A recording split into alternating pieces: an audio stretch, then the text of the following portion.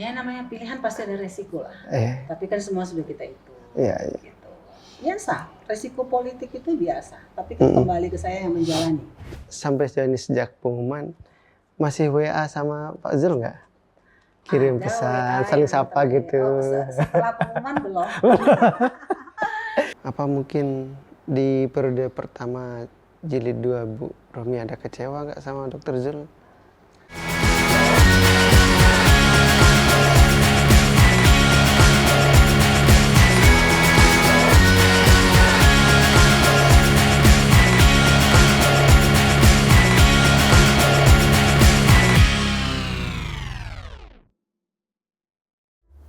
Halo Tribuners, Assalamualaikum warahmatullahi wabarakatuh. Saat ini saya sudah bersama Hajah Siti Rohmi Jalilah atau yang akan kita sapa sebagai Umi Rohmi. Beliau adalah salah satu calon gubernur Provinsi Nusa Tenggara Barat yang akan maju dalam kontestasi Pilkada 2024. Assalamualaikum Umi. Waalaikumsalam. Bagaimana kabarnya? Baik, baru ketemu kita ya. Baru ketemu, sekian lama Bu. Iya. Biasanya ketemu pas wawancara Bu, di Iya, lapangan. biasanya di lapangan. Oke. Sekarang kita wawancara juga, tapi di ruangan. Ibu, luar biasa bagus sekali ruangan ini. Ini didesain khusus untuk. Iya, biasa aja. Biasa aja. Ya, yang penting nyaman. Iya, saya lihat di momen-momen politik tertentu ruangan ini tempat bertemu para tokoh-tokoh. Ya memang ruang tamu ya. Ruang tamu ya, kami tamu spesial.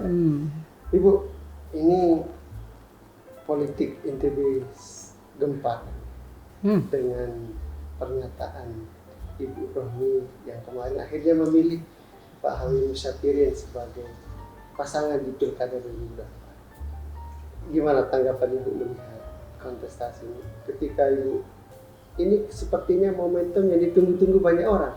Masyarakat, konstituen, dan tokoh politik juga menentukan. Gimana Ibu melihat? Ya, saya sih menanggapinya positif-positif saja semua. Karena kan kontestasi demokrasi itu kan reguler ya, per 5 tahunan, bukan sesuatu yang baru gitu. Jadi kita menjalaninya dengan baik-baik saja, dan kalaupun kemudian statement saya kemarin banyak mengagetkan, ya saya juga tidak, tidak dalam posisi merencanakan sejak lama, tidak. Jadi semua itu mengalir saja seperti air gitu. Mengalir seperti air. Tapi itu alirannya bikin kejutan. Kejutan banyak orang. Iya. Gimana? Ada harus di awal kita ada pakai Zul Rohmi jilid 2 sudah bergema sejak awal lah itu kan sampai akhirnya kemarin hari Senin ya itu diumumkan. Ibu sepertinya dalam Pilkada 2024 ini ada artikel di Ribu Lombok yang menulis Ibu Rohmi ini seperti Putri Mandalika katanya, diperebutkan. Bagaimana rasanya nggak biasa-biasa aja, saya nggak merasa seperti Putri Mandalika. Karena ya menjalannya biasa-biasa saja. Kalaupun ada sebelumnya ada Zul Rohmi, kemudian sekarang Rohmi Firin, ya itu dinamika saja. Kemudian sampai pada Rohmi Firin gitu. Itu hal yang biasa kok di politik. Itu hal yang biasa ya? Ya biasalah. Bagi masyarakat NTB ini benar-benar kejutan, bagi sebagian kalangan ini menarik katanya. Karena kontestasi Pilkada di NTB benar-benar jadi berubah. Petanya jadi berubah, harusnya di Lembang tadi berubah semua. Emang sebelum yang publik yang sampai hari ini lah masih bertanya, kenapa sih akhirnya pilihannya Pak Musyafirin? Padahal kan kita tahu jilid 1 Zul Rohmi seperti sudah tidak terpisahkan. Ya perlu saya garis bawahi, sampai saat ini hubungan saya sama sahabat saya Dr. Zulkifli Hasan juga baik-baik saja. Jadi ya memang dinamika politik seperti juga yang saya sampaikan pada saat statement saya, mendengar aspirasi dari berbagai kalangan, tokoh masyarakat, tokoh agama, tokoh pemuda, tokoh perempuan, ya kan, organisasi, dan semuanya ini kan menjadi satu kesatuan dalam perjuangan saya. Saya kan harus mendengar gitu. Jadi dari semuanya itu, dan tentunya ada hal-hal yang harus saya putuskan ya untuk bagaimana saya bisa menjalani perjuangan ke depan. Itulah yang menyebabkan saya kemudian memilih Pak Musafirin, dan terlebih lagi beliau sosok yang bukan baru ya. Selama 5 tahun saya menjabat sebagai wakil gubernur, saya cukup ya intens lah berkomunikasi dengan beliau dalam hal pekerjaan ya. Dan saya lihat beliau orang yang concern di SDM, sumber daya manusia, concern pendidikan, concern kesehatan gitu kan. Jadi saya rasa cocok untuk saya ajak bersama-sama berjuang untuk NTB. Nyambung. Tadi kenapa Pak Musafirin ya?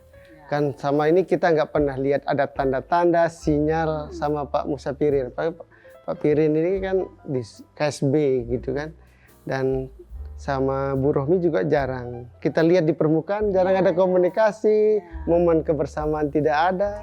Tiba-tiba Musafirin gitu. Apakah ya Bu? Mungkin kelihatannya tidak kelihatan ya komunikasi itu. Tapi yang jelas kan KSB itu adalah provinsi kabupaten pertama di Indonesia yang selesai 5 pilar STBM. Pertama di Indonesia. Itu yang menjadi energi saya untuk menggesa seluruh kabupaten kota tuntas 5 pilar STBM. Gitu. Dari situ ketahuan bahwa beliau concern terhadap hal-hal yang mendasar, standar pelayanan minimal, sumber daya manusia, yang kadang-kadang kalau kita tidak hati-hati terabaikan hal-hal yang seperti itu. Gitu. Jadi komunikasi saya dan KSB itu cukup intens untuk urusan STBM itu. Termasuk di situ posyandu, stunting, gizi buruk, pernikahan anak, provinsi layak anak, kabupaten layak anak, gitu. Hal-hal yang saya memang concern selama ini itu cukup intens di gitu. KSB. Ya, sering juga KSB itu menjadi contoh, ya. Seperti posyandu prima yang pernah digagas kemarin itu juga KSB menjadi percontohan nasional gitu. Jadi mungkin tidak tampil di permukaan karena ya tidak semua yang saya beritakan gitu kan. Tapi itulah yang saya lihat dari sosok. Saya ingat Pak Musafirin termasuk KSB itu kita udah Tribu Lombok sendiri berikan awarding khusus karena untuk penanganan stunting waktu itu luar biasa. Jadi yang konsisten gitu. Pada hal dasar ya. Dan saya rasakan waktu penanganan gempa. Penanganan gempa itu KSB itu termasuk yang paling cepat itu bangun rumah tahan gempa, tidak nunggu-nunggu karena mereka punya itu kelompok gotong royong itu.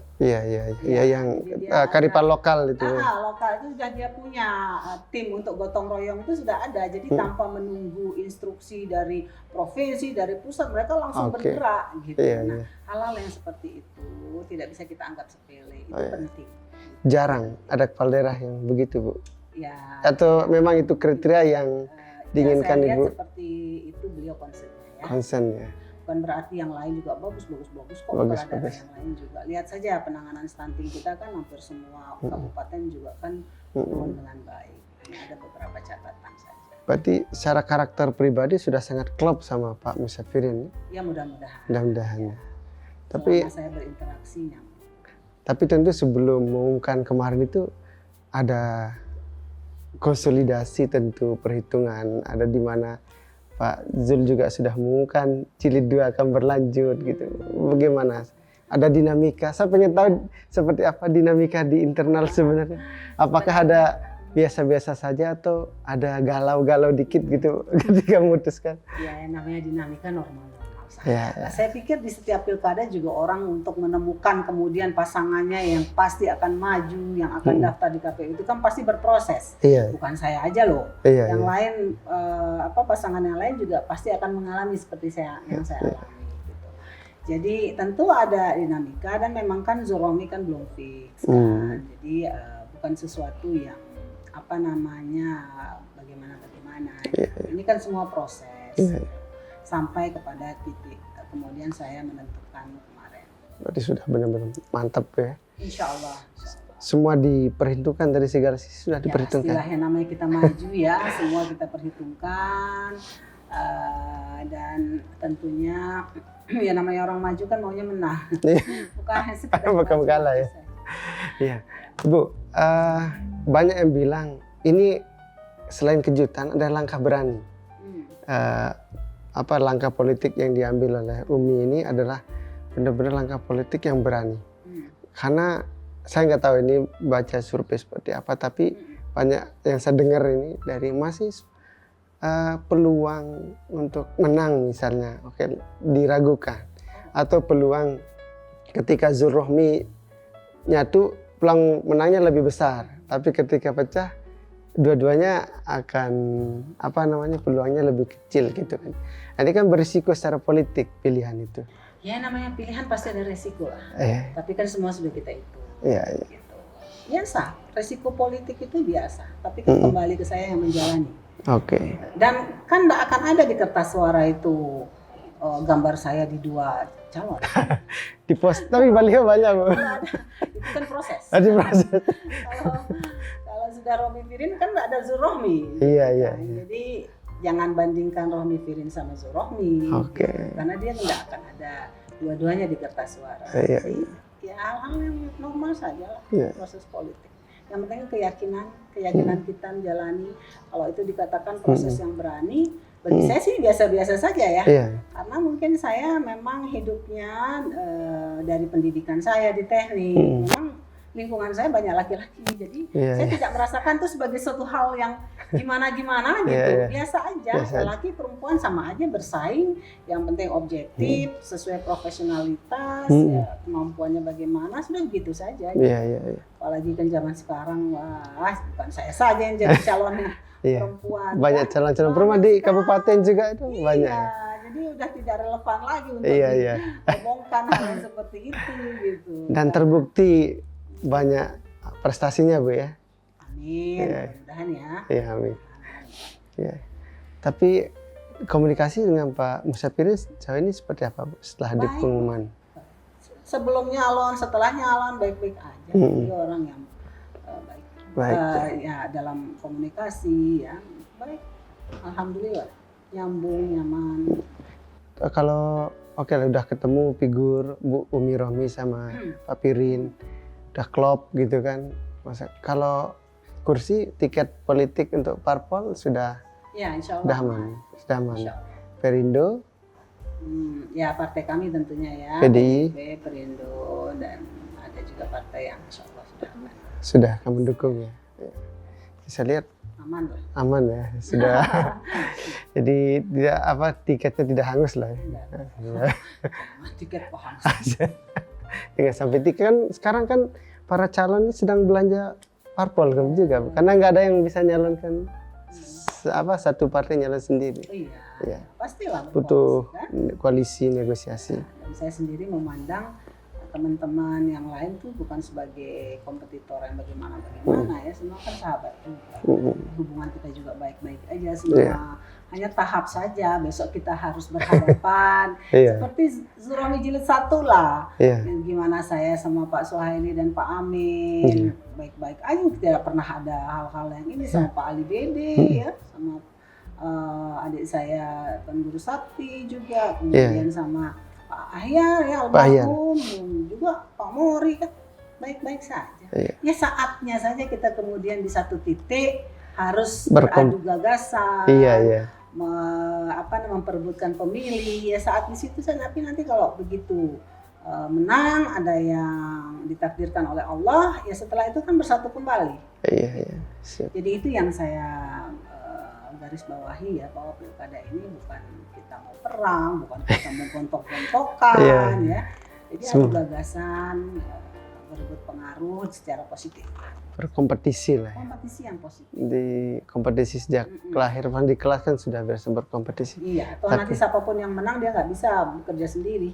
Iya, betul. Kalau nggak didukung oleh 10 kabupaten kota, betul. Bagus hubungannya dengan berbagai kalangan masyarakat, tokoh-tokoh masyarakat, juga. Jangan pikir pembangunan ini bisa kita jalankan sendiri. Betul. Jadi anggap biasa-biasa aja. Saatnya berkompetisi, besok Biasa setelah Silaturahmi itu, lagi. Silaturahmi. Ya selama kompetisi memang nggak boleh silaturahmi. Iya, silaturahmi. Tapi biasanya ada anget-anget sedikit lah. Anaknya boleh lah ya, namanya kompetisi, tapi jangan saling menjelekkan. Iya, oh iya. Di garis bawah itu Ya, poinnya. intinya Black campaign, menghujat black gitu. campaign, menghujat, black campaign itu ya janganlah. Udah habis energi kita untuk hal-hal yang negatif, habis jadi nggak ada yang kita pakai buat yang positif. Jadi selain PDI sama Perindo, ada siapa parpol yang merapat? P3. Itu sudah Tidak cukup. tertutup yang lain. Tidak. Oke. Ini 3 atau 4 pasangan calon juga ya nanti. Ya, Bu. Kalau sampai sejauh ini sejak pengumuman masih WA sama Pak Zul nggak? Kirim Ada pesan, WA saling yang sapa gitu. Setelah pengumuman belum.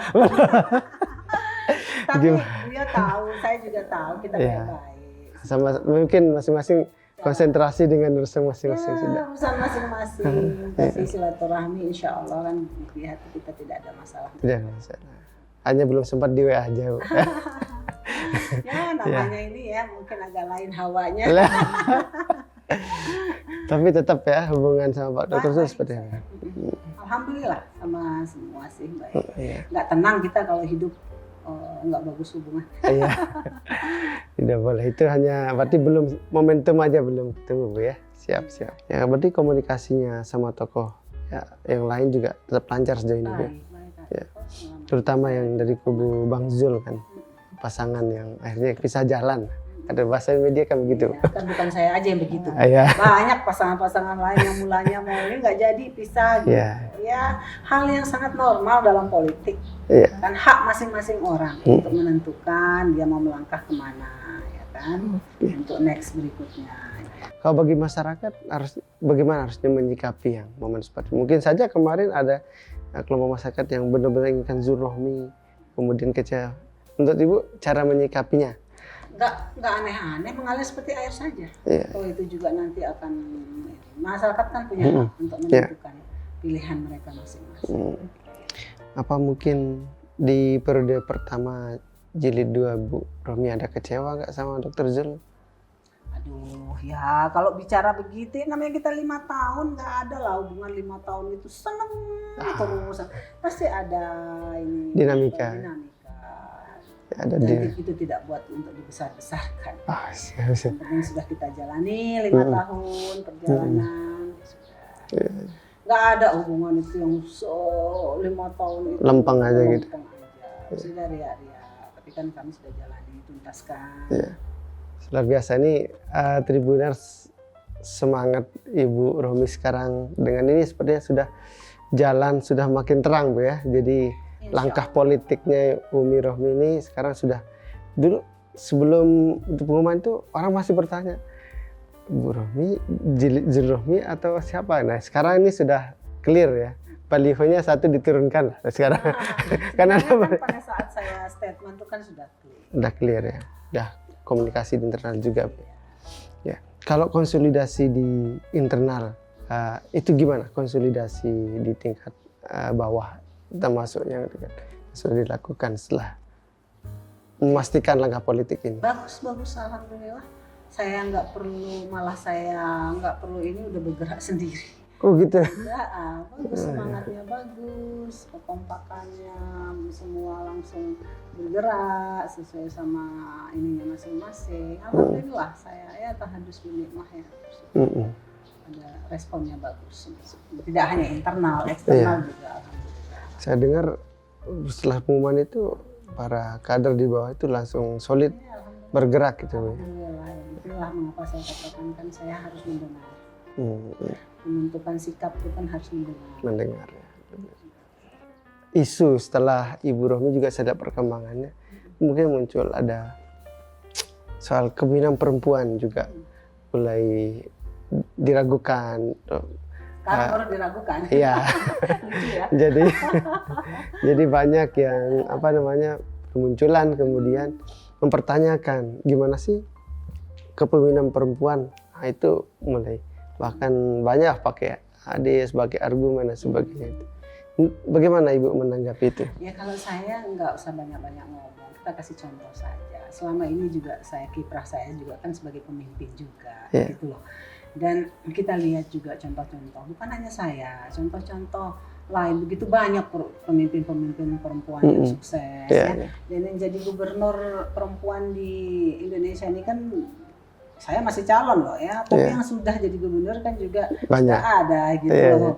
Apalagi ya bupati dan lain sebagainya gitu kan sudah ada gitu kan. Dan apa namanya, kalau saya pribadi memaknainya lebih baik memberi contoh. Beri contoh.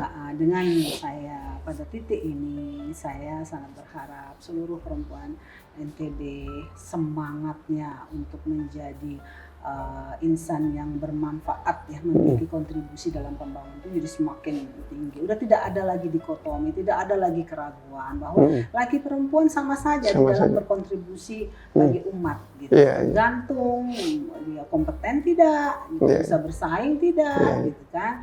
Sehingga juga perempuan sudah tidak risau lagi dengan isu itu isu yang terlalu lama. Lama ya, udah perdebatan. Cukup lama, klasik lah. Dan biasanya itu dalam tanda kutip selalu muncul karena ada kepentingan dan lain sebagainya. Itu yang saya rasa udah nggak usah terlalu didebatkan lah masalah-masalah begitu, let it flow aja, biarkan mengalir. Toh juga contoh-contoh banyak, tidak hanya di eksekutif, di legislatif ya, di kiprah-kiprah di perguruan tinggi, di pendidikan, di kesehatan ya.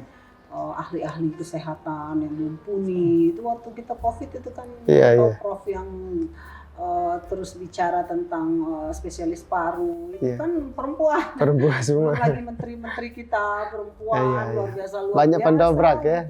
Nggak ada, maksudnya bukan berarti yang laki nggak ini ya, sama-sama hebat semua sama aja gitu. Punya kelebihan. Ya tergantung profesionalitas, kualitas daripada person itu masing-masing. Bagaimana sekarang caranya Ibu Umi Rohmi ya menggait simpati ya dari masyarakat dengan muncul ada semacam isu yang meragukan kepemimpinan perempuan? Apa yang akan dilakukan? Saya nggak lakukan apapun, saya hanya berbuat saja, turun ke masyarakat, tunjukkan apa ide saya, bagaimana. Toh saya juga 5 tahun sudah turun, turun kok selama menjabat gitu kan. Nah, jadi ya kembali ke masyarakat saja, nggak perlu terlalu effort yang harus bagaimana untuk urusan itu, urusan persepsi itu ya. Toh juga masyarakat yang akan menilai sendiri. Penting berbuat dan tetap turun masyarakat Bu ya. Nggak usah terlalu berargumen dan berdebat, tapi berbuat saja. Bekerja Bu ya, luar biasa. Tapi Bu, kompetitornya di tahun 2024 ini lumayan keren-keren juga tuh Bu. Keren-keren Tokoh pertama Dr. Zul kan, yang Bang Zul sudah pengalaman jadi NTB 1 sama Ibu. Kemudian ada lalu Iqbal juga, ada PJ Gubernur saat ini, lalu Gita Aryadi juga, dan itu beberapa wakil, Pak Suhaili kan ada di situ. Mereka ini bukan orang baru, mereka sudah sangat senior dan punya pengalaman politik yang panjang di NTB. Nah, bagaimana Ibu melihat petanya udah mulai mengerucut sekarang kompetitor kompetensi di 2024 nanti Ibu? Mereka orang-orang hebat kok. Dan saya yakin semuanya memiliki niat yang sama. Berbuat untuk NTB, memberikan kontribusi terbaiknya untuk NTB. Nanti kan tinggal kita kompetisi yang sehat, ini kan Allah yang menentukan. Jadi gubernur 2024 kan sudah ada di Lohil Mahfuz. Kita kan doa dan ikhtiar saja. Doa dan ikhtiar ya. Bagus-bagus. Luar biasa. Jadi masih kalau di NWDI sendiri Bu, dari ada contoh teladan kepemimpinan nggak di Pemulanasa yang bisa diterapkan nanti di pilkada? Kan kita tahu kalau bicara Mafrullah itu beliau itu meletakkan perempuan pada posisi yang luar biasa dari awal. Kita tahu sekolah perempuan pertama mungkin di Indonesia itu adanya di sini di NBDI. NBDI ya. Bana Diniyah Islamiyah. Hanya 4-5 tahun kok setelah NBDI sekolah untuk laki-laki didirikan, langsung sekolah perempuan didirikan. Di mana zaman itu jangankan sekolah perempuan, orang bersekolah saja masih belum umum ya. Itu beliau itulah betapa kita melihat bahwa beliau menempatkan perempuan itu pada posisi yang setara. Saya pun waktu menempuh pendidikan juga masuk teknik kimia juga dipersilahkan, dan yang satu yang diingatkan, yang penting kamu bermanfaat untuk umat. Bukan hanya bermanfaat untuk dirimu sendiri, tapi bermanfaat untuk umat. Jadi kan saudara-saudara saya juga ada yang ahli IT, ada kan enggak semuanya TGB yang concern memang. Ya, luar biasa. Jadi intinya yang penting kita bermanfaat untuk pengabdian ya untuk umat ya. Karena itulah hidup yang berkah. Kalau hidup kita manfaat untuk umat. Jadi jangan puas dengan diri sendiri, Tribuners. Jadi harus berbuat, Bu ya. Ini ladang politik, ini ladang amal ya. Luar biasa. Jadi bagi Tribuners yang khususnya Gen Z itu biasanya Anda mau berpolitik kotor katanya. Takut dia kan. Yang harus kita hilangkan dari benak mereka. Tapi menghilangkannya juga nggak bisa ngomong doang. Harus ada contoh ya. Dikasih harus ada contoh real gitu, bahwa ternyata politik ini kalau kita maknai sebagai tempat untuk memberi manfaat bagi masyarakat banyak, ini tempat yang sangat strategis. Di situ kebijakan ada, regulasi, segala macam keberpihakan ada di situ. Dan kalau kita memiliki posisi jabatan, kita bisa gunakan itu sebaik-baiknya gitu, untuk memberikan kemaslahatan bagi anak. Tapi kan Bu Umi, untuk Gen Z ini kan kita lihat porsi milenial sama Gen Z ini salah satu pemilih yang terbesar. Tapi tidak mudah untuk mendapat simpati dari mereka. Dan mereka biasanya. Apakah sudah ada strategi itu menyiapkan untuk? Adalah biar. Dan memang mereka biasanya harus kena hatinya. Gitu kan, kalau Gen Z milenial. Jadi saya rasa memang porsinya memang besar dan memang kita perlu, sehingga memang keberpihakan itu memang harus juga ditunjukkan dalam pemerintahan. Ya contoh saja seperti kemarin kan provinsi layak anak itu kita perjuangkan, dan mana di situ itu nanti implementasinya nggak boleh ada bullying di sekolah. Semua sekolah di NTB ini tidak boleh ada bullying. Itu implementasi dari salah satu implementasi dari provinsi layak anak. Gitu. Jadi banyaklah aspek-aspek yang penting untuk anak-anak kita yang harus diimplementasikan dengan kita memperjuangkan provinsi layak anak. Ini terakhir mungkin yang saya tanya soal gagasan. Kita bicara soal pilkada tentu tidak hanya fokus ke sosoknya, Bu ya. Tapi saya ingin tahu gagasan Ibu dengan Pak Musyafirin itu. Saya sekilas baca di baliho itu maju dan berdaya saing. Itu apa sih visi-misi gagasan Ibu untuk NTB ke depan? Intinya SDM NTB harus jauh lebih bagus dari waktu ke waktu.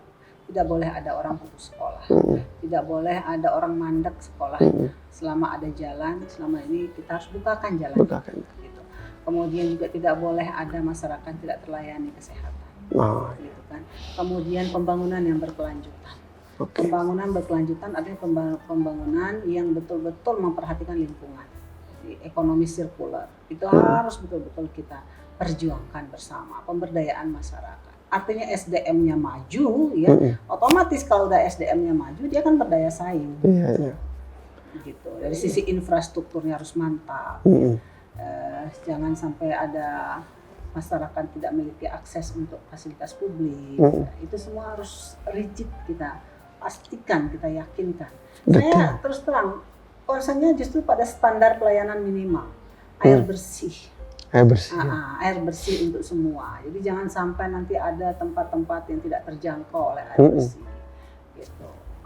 Mereka harus terpaksa meminum air yang kotor dan tidak layak dan seterusnya. Itu kan ibarat lingkaran setan semua. Akhirnya berhubungan sama kesehatannya. Kalau sudah sehat, kemudian anak-anak jadi kurang gizi, stunting, gimana caranya mau ningkatin SDM kan nggak mungkin. Jadi satu kesatuan yang semuanya harus diperjuangkan secara simultan.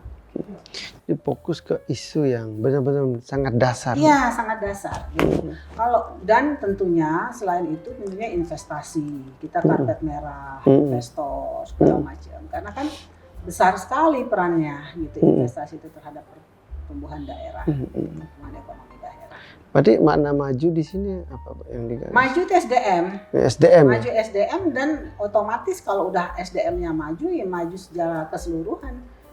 Gitu. Berdaya saing juga. Saing itu termasuk infrastrukturnya yang mantap, yang konektivitas. Ya. SDM diperkuat sama infrastruktur. Pelayanan dasar. Ekonomi, pelayanan dasar. Perizinan nggak boleh orang dipersulit gitu. Iya. Bulat aja di tempat.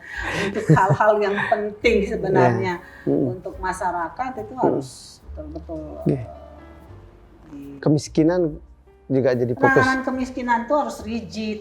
Masalah data yang saya selama 5 tahun kemarin itu kan berkutat di situ kan, karena nggak simple kan, itu harus clear. Iya. Data nggak boleh. Bahkan sering ada perbedaan data. Iya, karena kita kan berjalan, kalau ada data kan berjalan dalam terang. Kita mau lari cepat juga gampang. Tapi kalau nggak ada data, ibarat kita gelap, semua kalau orang Lombok bilang garap-garap nggak nyampe ke tujuan. Bedora ganggam. Iya, gagap. Nah, kalau ada data clear, contoh saja seperti revitalisasi Posyandu itu kan kita punya data EPPGBM, yang mana kita provinsi satu-satunya yang paling lengkap input EPPGBM-nya di Indonesia. Imbasnya apa? Imbasnya kita di setiap dusun tahu mana anak yang stunting, siapa namanya, berapa beratnya, berapa tingginya, bagaimana kondisi kesehatannya, anaknya siapa dia. Jadi intervensinya tepat. Ini kadang-kadang kita intervensi kayak membabi buta. Yang penting ada bantuan, nanti bagi. Orang yang butuh nggak dapet, yang nggak butuh malah ini kan nggak ada artinya. Artinya kalau nggak tepat sasaran itu nggak ada artinya yang kita lakukan. Dan untuk bisa tepat sasaran, data. Luar biasa. Saya juga pasti akan concern di situ. Concern pembangunan. Pembangunan itu semuanya itu harus didasari oleh data yang akurat. Supaya kita bisa melakukan action tepat sasaran. Tepat sasaran. Keren. Ini sudah jaminan. Ibu, tapi salah satu yang mau tanya. Ini kan NTB dikenal sebagai daerah wisata. Lombok Sumbawa itu luar biasa indah. Nah, ke depan kalau Ibu maju dan terpilih misalnya jadi gubernur, bagaimana perhatian, komitmen terhadap pariwisata? Karena saya lihat sektor ini cukup besar, potensinya cukup besar, dan bahkan kita dilihat mau ke Lombok kesannya jalan-jalan bukan kerja gitu kan. Nah, ini kan ada sektor yang punya multi efek besar, dan komitmen Ibu ke depan. Luar biasa lah tentu. Kita harus lanjutkan lah yang baik-baik. Kan dari zaman Pak TGB, pariwisata ini wisata halal. Iya, itu terus pasti akan kita lanjutkan. Kita belajar dari berbagai tempat yang jauh lebih maju, dari segala hal, dari sisi konektivitas, bagaimana direct flight juga semakin banyak ke Lombok, bagaimana pesawat domestik juga cukup gitu kan, kemudian konektivitas dari satu tempat ke tempat yang lain juga bisa bagus ya, bagaimana desa-desa kita itu siap untuk menerima tamu, ya kan? Bagaimana masyarakat kita juga secara mental juga siap sebagai tuan rumah, karena di situ ada faktor yang sangat penting yaitu kondusivitas. Siapa yang mau datang ke tempat yang nggak aman? Siapa yang mau datang ke tempat yang masyarakat tidak welcome? Nah, ini yang terus menerus. Kalau kita jadi host, kita semakin siap sebagai tuan rumah yang baik. Kita sekarang jadi host event-event internasional. Iya, host event-event internasional, bahkan 2028 PON loh. Iya. Nah, sebelum itu nanti ada event-event olahraga internasional, nasional yang akan hadir juga kan. Itu kan tiap tahun selalu ada. Jadi mau tidak mau kita memang harus menggesa itu semua, dan semua elemen masyarakat harus menyadari bahwa ini harus kita perjuangkan bersama. Kenapa saya sampaikan ini, Bu? Karena kami Tribun Lombok juga sering dapat keluhan dari teman-teman pelaku wisata gitu, aspirasi mereka. Kita punya alam yang indah, punya potensi, mereka sudah berbagai upaya meng-create supaya, tapi mentok. Memang kita harus Iya, makanya itulah yang harus kita bedah betul. Mentoknya, permasalahannya itu di mana ya, supaya itu satu persatu bisa kita urai, gitu. Sehingga kita bisa belajar cepat dari tempat-tempat yang pariwisatanya udah mantap secara sistem ya. Kita kan bicara sistem kita yang harus kita benahi, sistemnya, sehingga kalau orang datang ke Lombok, datang ke Sumbawa itu udah nyaman, dari rumahnya dia udah tahu dia mau naik apa, dia mau tinggal di mana, dia mau apa, guide yang dia siapa guide-nya apa segala macam, itu kan sistem. Nah itu yang harus kita set up. Bukan berarti sekarang masih jelek ya, udah banyak kemajuan, tetapi kan ini masih terus harus improvement terus. Diperbaiki. Oke Bu, kayaknya sudah cukup ya. Cukup ya. Closing statement mungkin Bu ya untuk baik para Tribuners semua di rumah. Ibu mau sampaikan bebas lah untuk para pemilih atau Tribuners untuk menghadapi kontestasi Pilkada 2024 harus bagaimana? Silakan. Ya, untuk Tribuners, mari kita hadapi kontestasi Pilkada dengan pikiran positif ya, dan kita bersama-sama berjuang untuk NTB yang maju dan berdaya saing. Terima kasih. Untuk kandidat yang lain? Untuk kandidat yang lain, ya tentunya kita sama-sama berkompetisi secara sehat dalam Pilkada 2024. Karena sesungguhnya kita semua adalah sahabat. Dipisahkan sementara oleh kontestasi ini dan nanti akan bersatu kembali. Iya, luar biasa. Baik, terima kasih banyak atas waktunya Umi. Sehat selalu, sukses. Sama-sama. Sukses juga untuk Tribun. Amin, terima kasih Bu. Demikian tadi perbincangan kita dengan Umi Rohmi. Luar biasa, banyak hal yang insight yang kita dapat. Kita jumpa lagi di edisi Bincang Tribun Lombok berikutnya. Assalamualaikum warahmatullahi wabarakatuh.